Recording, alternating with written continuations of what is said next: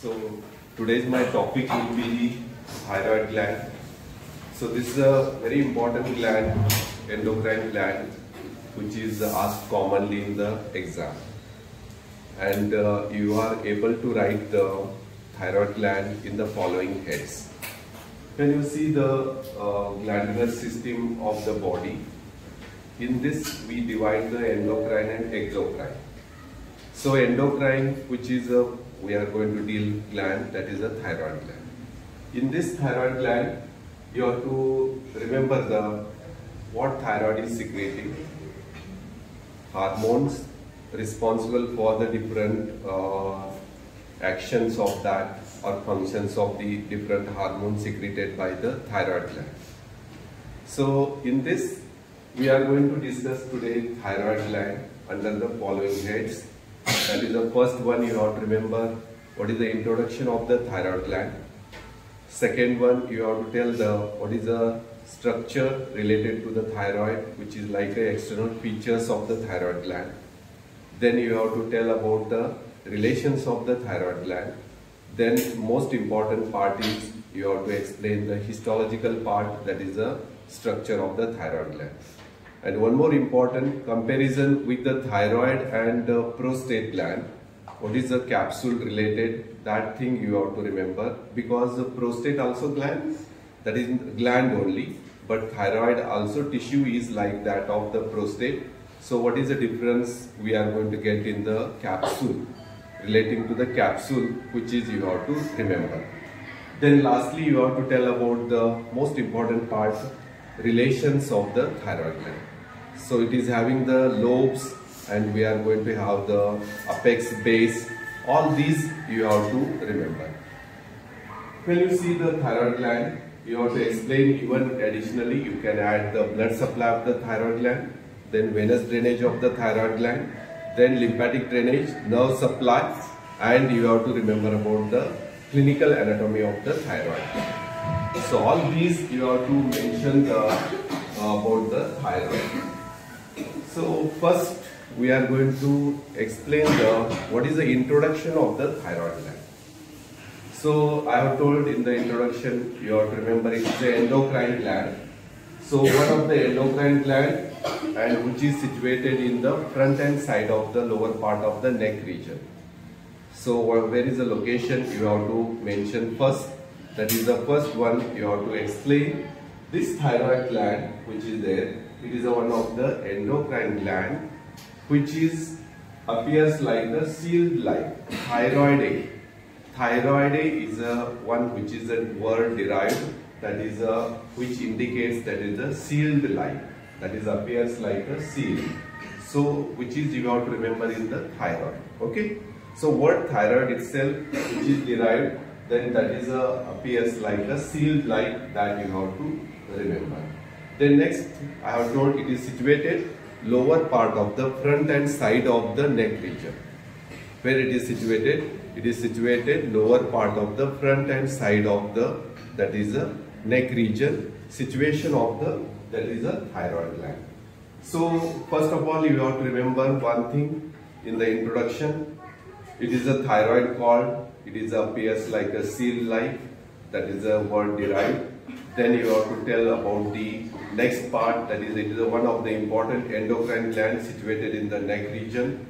Then third one you have to tell it is secreting the hormones, which is you have to remember about these hormones are responsible for the different functions. So first one, it is hormones responsible. Those are helping for the basal metabolic rate, regulating the basal metabolic rate. Then second one I have told, they are helping for the calcium metabolism. Then also helps for the psychic and somatic growth of the body. So this is all you have to add in the introduction of the thyroid gland. Going to the next part, when you see the thyroid, it is a edge shape you are going to get, and it is having the two lobes. We are going to get the right lobe and left lobe. And these two lobes are connected by the lower part, connected by the isthmus. So this is the part which is connecting lower part, that is we call as an isthmus. So that is very important to remember. It is having the right lobe and left lobe, and lower part it connects the lobes, and these lobes, which is we are going to call as that is the isthmus. So this is very important. You have to remember about the that is the one which is mentioned. That is what are the different lobes and isthmus. You have to mention the lobes and isthmus. So first part you have to explain the one which is what are the lobe extending from the which is you are going to get the fourth or fifth tracheal ring, and this is the thyroid cartilage. So you have the thyroid cartilage important, should not be confused with the thyroid cartilage and thyroid gland. So as you get the hyoid bone, then you have the thyroid cartilage, then you have the thyroid gland. Then sometimes this thyroid gland is having there is a pyramidal lobe. Third lobe sometime it is there. So third lobe, which is we call as this is a pyramidal lobe. It may arise from the isthmus or it may arise from the lobes. Anyone, and it is connected by the fibromuscular band, which is you are going to get the fibromuscular band, and these are we call as a levator glandulae thyroidae. So levator glandulae thyroidae are these are the fibromuscular band which is connecting the pyramidal lobe to the hyoid bone. So that is we have to call as that is called as a levator glandulae thyroidae. So this is one you have to mention. First, I have told in the thyroid gland it has the external features. In that you have to explain that it has a right and left lobes. Each right and left lobe are connected by the isthmus. There may be the third lobe, sometime, not common. Third lobe, that is we call as a pyramidal lobe. So this pyramidal lobe is which is there. Sometimes we have the bands coming, fibromuscular bands, which are coming from the hyoid bone to the pyramidal lobe, and that is we call as a levator glandulae thyroid. So this is all about the external features of the thyroid gland. Going to the situation of the location of the thyroid gland.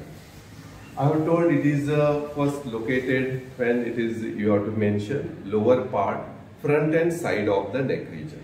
Lower part of the neck, front also, and covers the side of the neck. So that is you have to remember. Then it is situated extending from the against the C5, C6, C7 and T1. Cervical vertebrae 5, 6, 7 and thoracic first vertebrae. At the level of these cervical and thoracic C5 to T1 it is situated against that.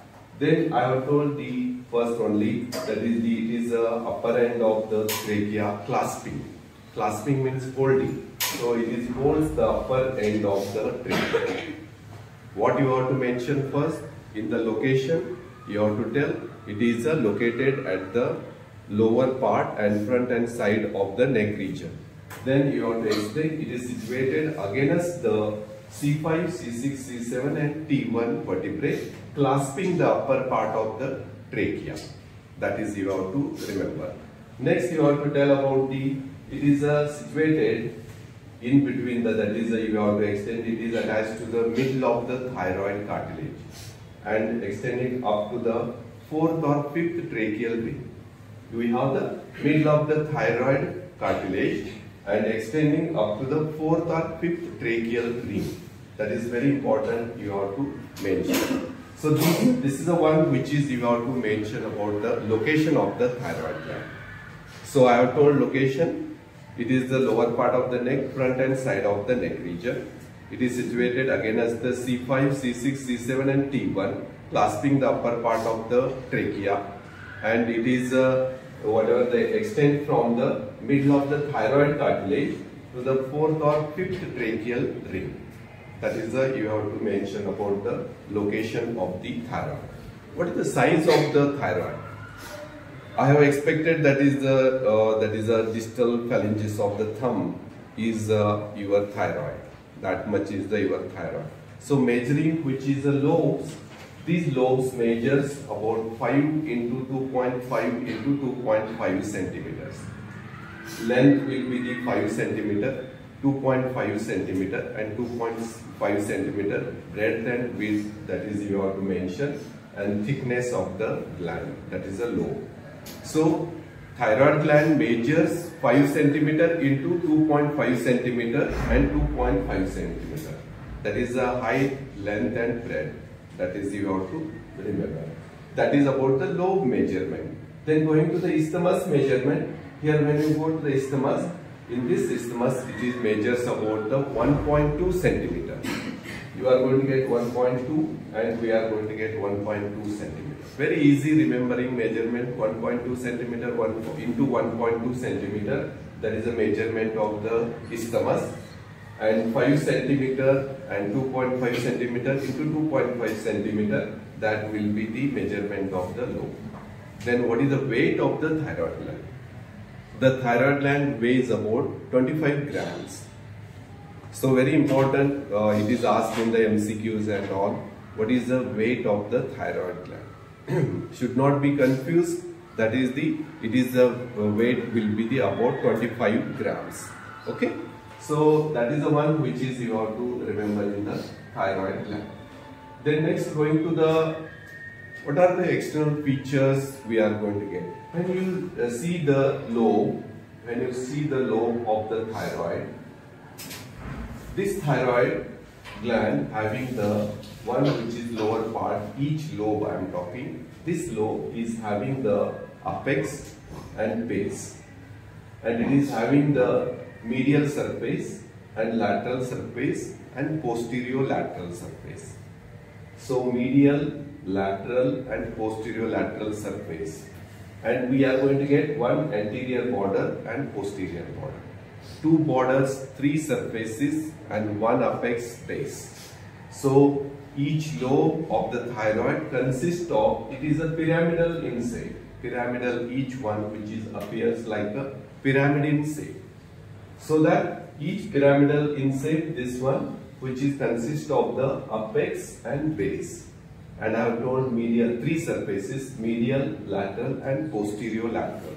One which is we have the anterior border and posterior border of the thyroid. Okay. So this is all about the, you have to remember about the each lobe, what is the apex, base and surfaces and borders. Then going to the isthmus, it is having two surface, two borders. Anterior surface, posterior surface, and the upper border and lower border. So we have the upper border, lower border, anterior surface, posterior surface. That is about the isthmus. Because it is very important to remember these, because the relations we are going to deal according to their surfaces. So that is you have to remember. So what is I have told about the external feature. Each lobe of the thyroid gland is a pyramidal in shape and consists the apex and base. Then I have told three surfaces, medial, lateral and posterior lateral, anterior border and posterior border. So this is about the lobes. Isthmus has upper border, lower border, two border, anterior and posterior surfaces. So that is you have to mention. Then going to the relations of the thyroid. Before that we have to go for the capsules of the thyroid gland. When you see the thyroid, this is a thyroid tissue. So very important I have told, because in relation with the prostate gland, when you attend the surgery of thyroidectomy, when you attend the prostatectomy, surgically removal of prostatectomy, and it is a very important surgery. If you attend there, the question will be asked by the surgeon is how we are going to do the surgery of thyroidectomy and what is the capsule, importance of the capsule. So as you get the thyroid gland, and this is having the one outer one, which is you have the false capsule. Whatever the green which is the covers, that is we have the two types of capsules a thyroid gland is consisting.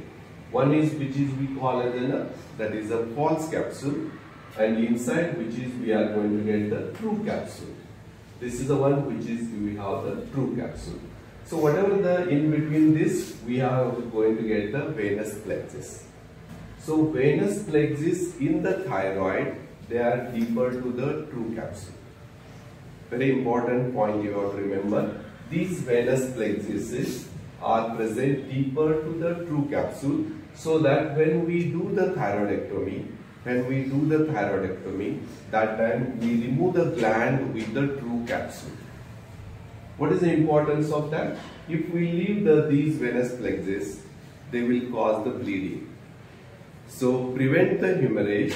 That is why we remove the thyroid gland during the thyroidectomy with the true capsule.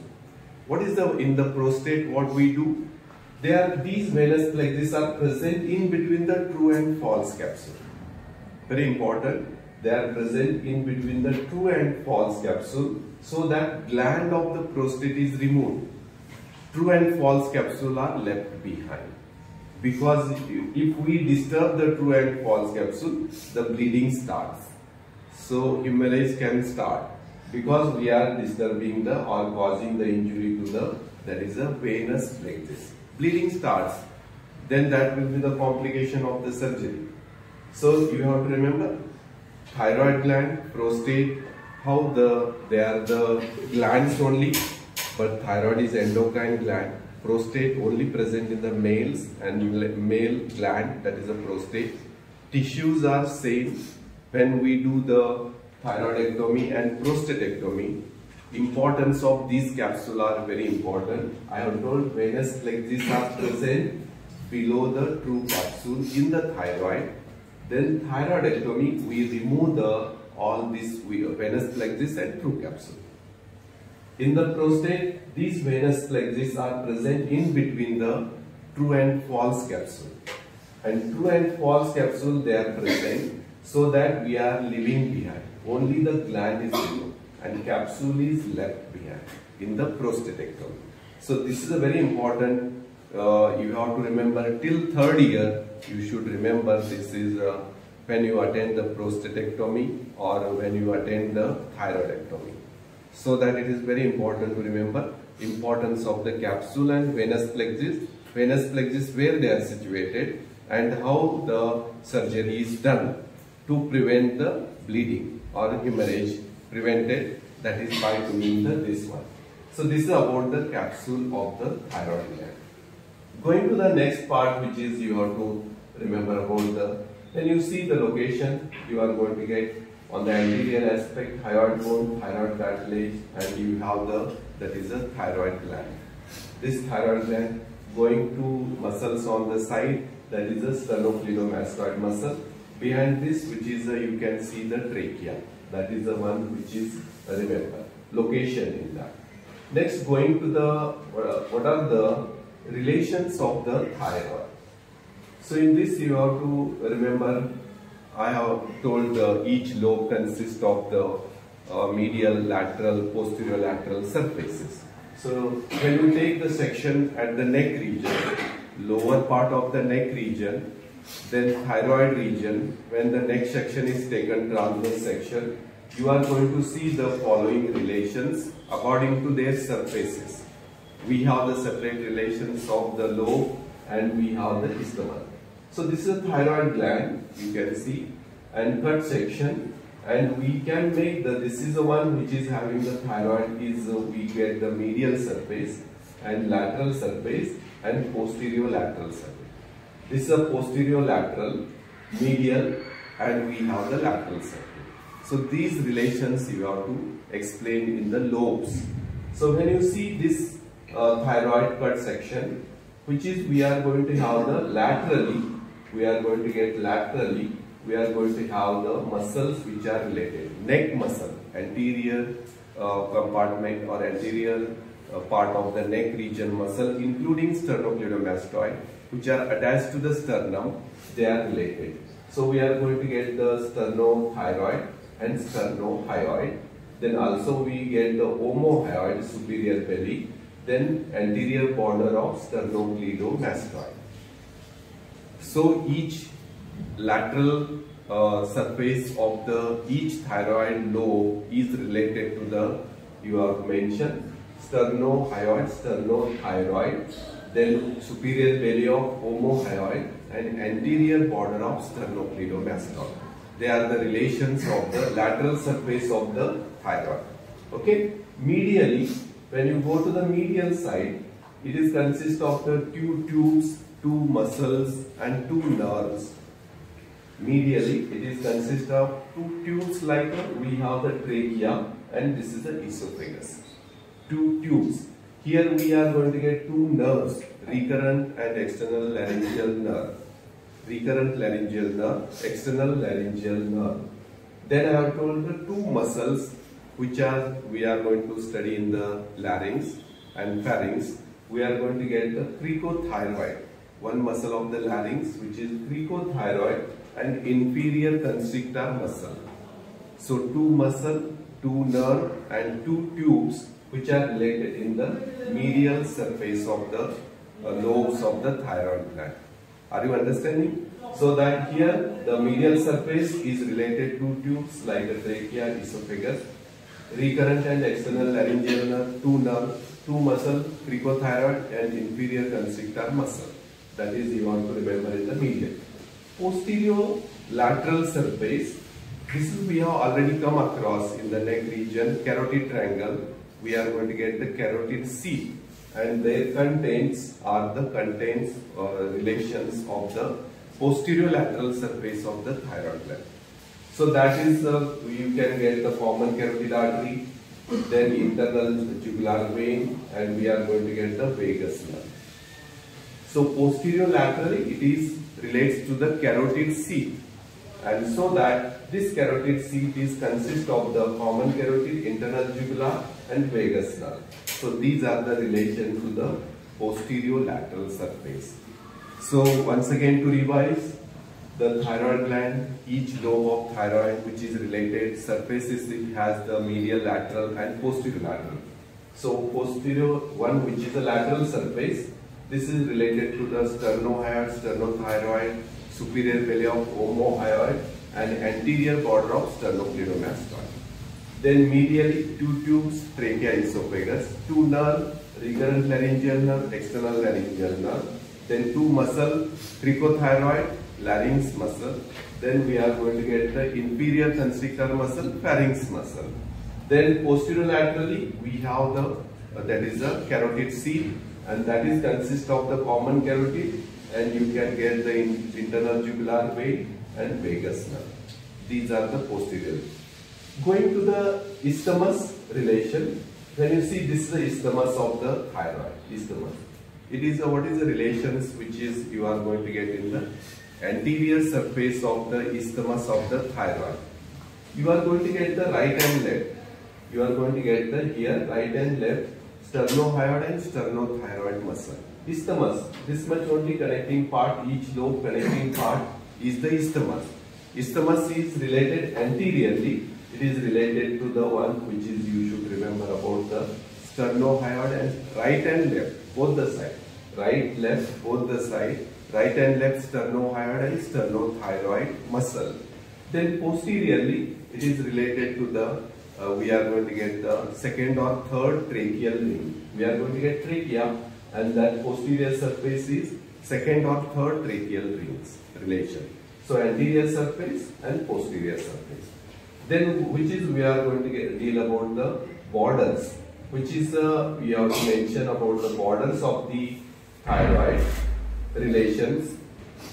So as I have told, the thyroid gland is having the anterior lobe which is having the anterior border and posterior border. So anterior border which is relates here is relates to the one which is the anterior branch which is we are going to get superior thyroid artery and which is going inferior thyroid artery.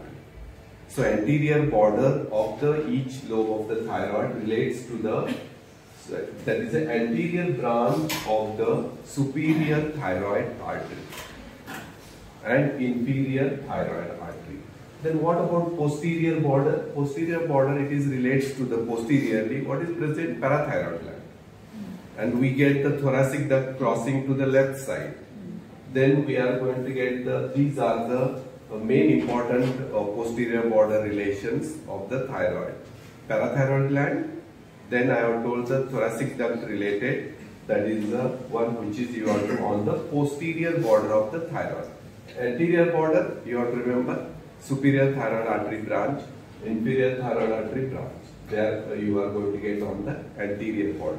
So we have dealt anterior border, posterior border relation.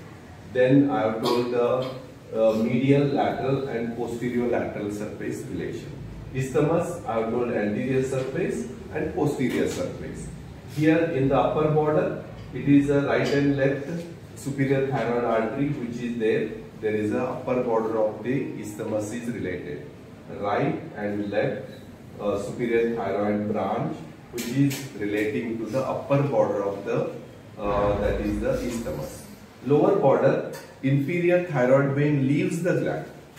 So relation will be the inferior thyroid vein leaving the gland will be the inferior border relation, and right and left superior thyroid artery branch will be the upper border relation.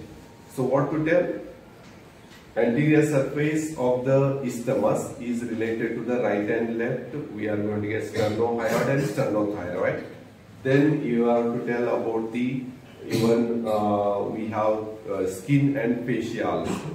Skin, fascia and right and left sternohyoid and sternothyroid. Posteriorly I have told trachea. Tracheal rings, second and third tracheal ring. Upper border, right and left superior thyroid artery. Lower border, inferior thyroid vein leaves. Okay, this is the relation of the isthmus. We have studied the borders of the total anterior posterior border and three surfaces relation. Remains about the base and apex. Apex, where when you see this apex which is there, this will be attached to the middle of the thyroid cartilage. It is relating to the middle of the thyroid cartilage, and base which is there, it is related to the fourth or fifth tracheal ring. Fourth or fifth tracheal ring, it is at the level, and apex is at the middle of the relation to the middle of the thyroid cartilage. So this is all about the lobes relations. I have told the three surfaces relation, two borders relations of the lobe. Then I have covered the isthmus, two surfaces, and I have told the two borders relation. So this is the most important part you have to remember in the thyroid. Then going to the what is the you have to mention about the first one, that is the structure of the thyroid. So when you histologically, sometimes it is asked what is the structure or histology of thyroid gland. Very important question is asked commonly, that is what is the structure. So thyroid gland consists of two types of cells, follicular cells and parafollicular cells. You are going to get the we get the parafollicular cells which you see, and these which are you are going to get the almost all these lining, which is we are going to get the follicular cell,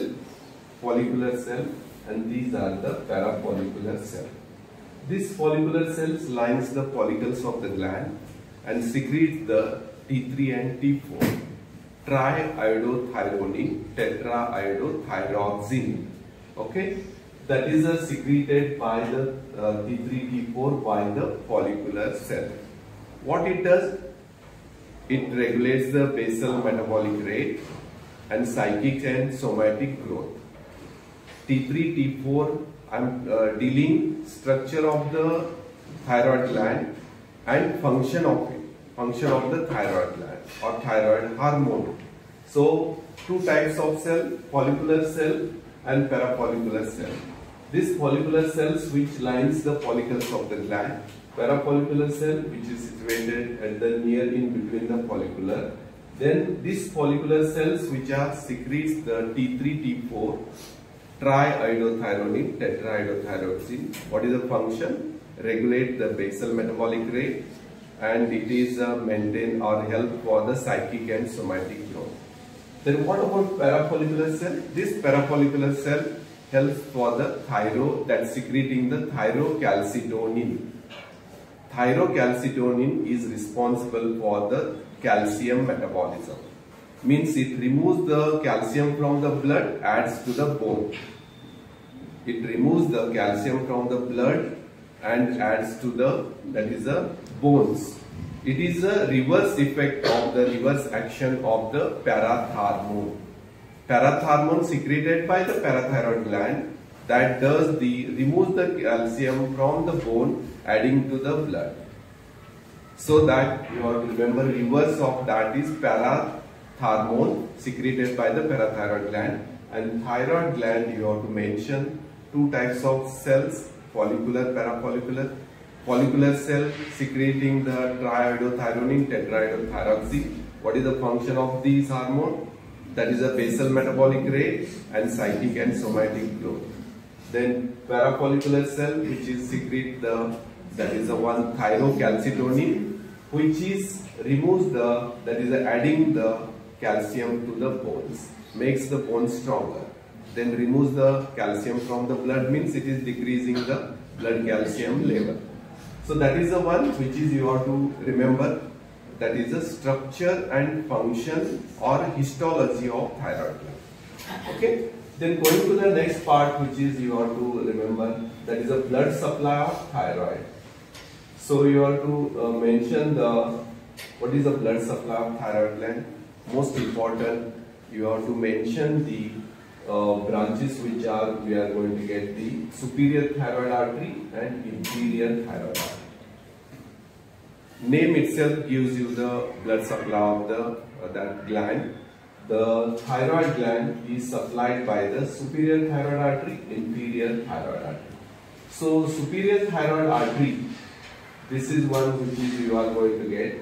That we are going to inferior thyroid artery is a branch. It is a question asked in the oral. Superior thyroid artery is a branch of. That is the one which is you have to mention. And superior and inferior thyroid artery. Blood supply of the thyroid gland. So what is the blood supply of thyroid gland? It is said that the upper 1/3 of the lobe and upper half of the isthmus is supplied by the superior thyroid. Lower 2/3 of the lobe and lower half of the isthmus is supplied by the inferior thyroid. It is said so. Upper 1/3 of the lobe, upper half of the isthmus is almost all supplied by the superior thyroid artery. Lower, that is the lobe 2/3 and lower half of the isthmus is supplied by the inferior thyroid artery. So next you have to mention about the, what is the venous drainage of the thyroid gland. So venous drainage, same veins draining, accompanying veins like the superior, inferior, middle thyroid. We are going to get the three veins which are drains the venous drainage: superior thyroid vein, inferior thyroid vein, then middle thyroid vein. That is you have to remember. Then next you have to mention about the lymphatic drainage. We have the pretracheal and paratracheal group of lymph nodes. Pretracheal, paratracheal, we are going to get the lymph nodes. They are draining the lymphatic drainage of the thyroid gland. Then nerve supply is, thyroid is supplied by the thyrocervical trunk. Nerve supply, that is by the thyrocervical, which is we are going to get the thyrocervical which are supplied. So blood supply, venous drainage, lymphatic drainage. Then I have told the, that is the one which is the nerve supply. Blood supply, superior thyroid, inferior thyroid artery. Venous drainage, superior, middle and inferior thyroid vein. Lymphatic drainage is a pretracheal, paratracheal group of lymph nodes, and you are going to draining the lymph nodes. Then nerve supply is by the thyrocervical, that is a nerve. Then going to the last one, which is you have to mention about the clinical anatomy I have covered. So first one, this thyroid gland is enlarged due to the deficiency of iodine that causes the goiter. What is a goiter? Goiter is the enlargement of thyroid gland due to the deficiency of iodine. That is we call as a goiter. When there is an increased hormone secretion, that is condition we call as the hyperthyroidism. So hyperthyroidism we call as a thyrotoxicosis and Graves' disease. Hyperthyroidism we always call as a thyrotoxicosis or Graves' disease. Then hypothyroidism, we are going to get the cretinism and myxedema. So cretinism and myxedema due to the in children and adults occurs due to the deficiency or less secretion of hormones, thyroid hormone. That condition we call the hypothyroidism. Hyperthyroidism causes the Graves' disease or thyrotoxicosis we call. Then enlargement of thyroid gland due to the deficiency of the iodine called as a, that is we call as a goiter. Then when this thyroid is enlarged, as you have come across in the relations, these structures are compressed. Almost all the structures which are near relations to the thyroid, they are compressed. So those you get the sometimes compressive symptoms. When this thyroid is enlarged, this enlarges, it may compress over the trachea, causing the dyspnea, difficulty in breathing. If it is enlarged, it compresses over the esophagus, dysphagia. Even nerve loss of voice, or we are going to get the weakness in the voice when the compression of the nerves. So it is a very enlarged, more enlarged, causing the compressive symptoms. Then we advise for the surgical removal of thyroid gland, that is we call as a thyroidectomy. So surgical removal of thyroid gland we call as the thyroidectomy. So what is applied anatomy you have to remember? Goiter, then hyperthyroidism, hypothyroidism. Hyperthyroidism you have to remember thyrotoxicosis, Graves' disease. Hypothyroidism you have to remember the cretinism and myxedema. Then you have to tumors of the thyroid, sometimes tumors, and they may causing the compressive symptoms. We advise for the thyroidectomy. So thyroidectomy is a surgical removal of thyroid gland, is called as the thyroidectomy. So this is a very important topic which is we have dealt total introduction, and I have told what is external features, that is consisting lobes and isthmus, measurements, weight, then what is the importance of the capsule and venous plexus in relation to the prostate. Then I have told the relations, then blood supply, venous drainage, lymphatic drainage, nerve supply, what is the function and structure of the thyroid, follicular cell, parafollicular cell, what are the hormones responsible for the basal metabolic rate, cyclic somatic growth T3, T4, then calcium metabolism, thyrocalcitonin. Then lastly, we have dealt the applied anatomy. In the applied anatomy, goiter, hypersecretion, hyperthyroidism, thyrotoxicosis, hyposecretion, that is hypersecretion, I have told Graves' disease. Hyposecretion, we are going to get the cretinism and myxedema. Then surgical removal of thyroid gland, we have dealt, that is the thyroidectomy. So this is all about the thyroid gland today's. So this is what you have to remember in the thyroid. You have to write under these headings, these 15 headings, you will get the full marks. Okay.